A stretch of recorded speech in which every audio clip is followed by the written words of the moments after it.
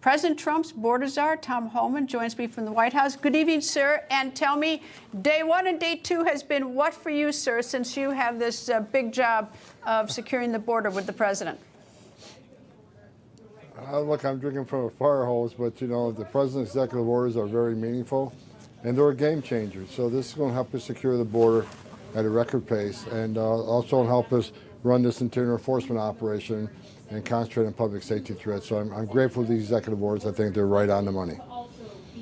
Are you already beginning this mass deportation the president talked about during the campaign? And actually, you and I talked about it when you were last here in the studio with me. Is there a deportation program underway right now? Yes, ICE agents are throughout the country.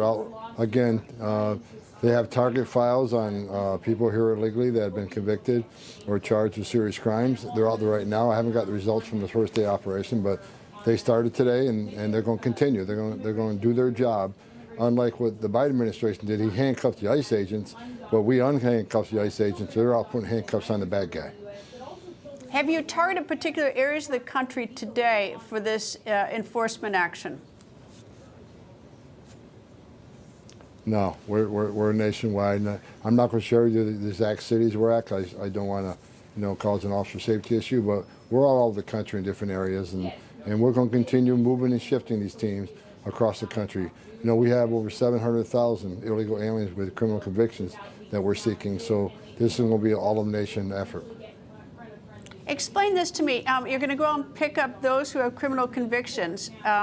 Some may have, I guess, committed crimes here in the United States as well. What are you going to do with them? I mean, are you going to detain them in a particular place, or, you know, and what are they? They've got to be returned to their nation of origin. Are you going to fly them out? What's the plan?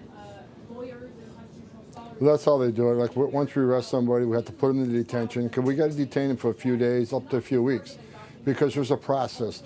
You know, the native country has to agree to accept him. That, you know, they have to acknowledge, yes, he's a citizen of our nation.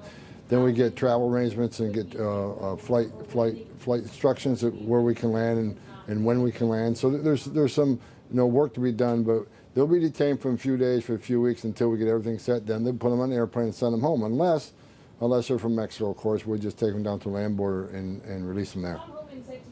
But what if they're from a country like Venezuela with whom we don't have diplomatic relations? And I mean, I can't imagine calling up President Maduro and saying, we got, you know, 6 people here who have a criminal conviction. We want to send them home. I can't. I mean, we have virtually no relationship with him. And if he has to accept it, what are we going to do about the Venezuelans? Because a lot of the people here are Venezuelan. Well, first of all, if they're here, on, whether it's a parole or here, you know, illegally, there's certain conditions of release when they get released from custody.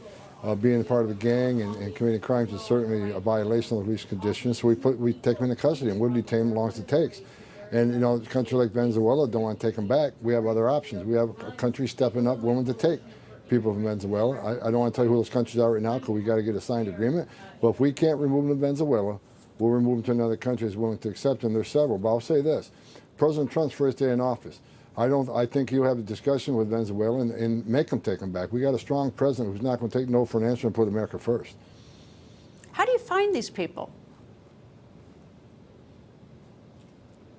Well, I tell you, but it's law enforcement sensitive. But look, ICE has done this for decades. They know how to find these people, and they're really good at it. Well, one thing I want to make clear: I'm reading some articles that, you know, they're doing raids throughout the country. No, that is just not simple. That's not the truth.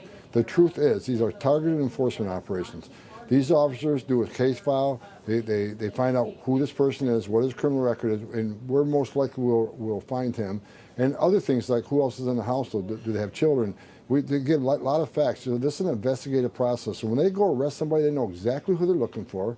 They know what the criminal charges are. They know what country he's the native of, and what difficulties there may be in removing them. There's a whole case file done before we go look for that guy. So this is a targeted enforcement operation.